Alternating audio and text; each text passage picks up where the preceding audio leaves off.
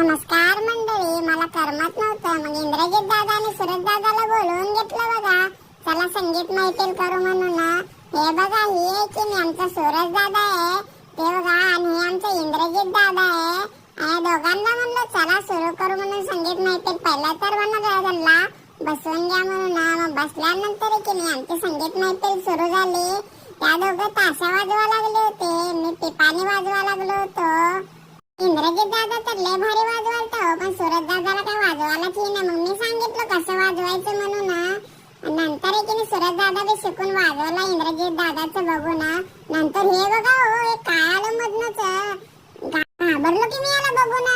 मग इंद्रजित दादा म्हणला हे गड्ड्यावर आणलं रे संकर्ष.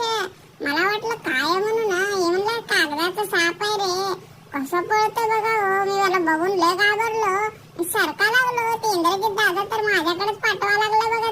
सुरुवातीला मी लय घाबरलो, मग काय म्हणून बघितलं, अहो ते कागदाचं होतं. मला वाटलं खरंच आहे का काय, पण नाही. त्याने म्हणलं गड्ड्यावर नाही. मग गड्ड्यावर तर माहित नाही तुम्हाला कसं असतंय.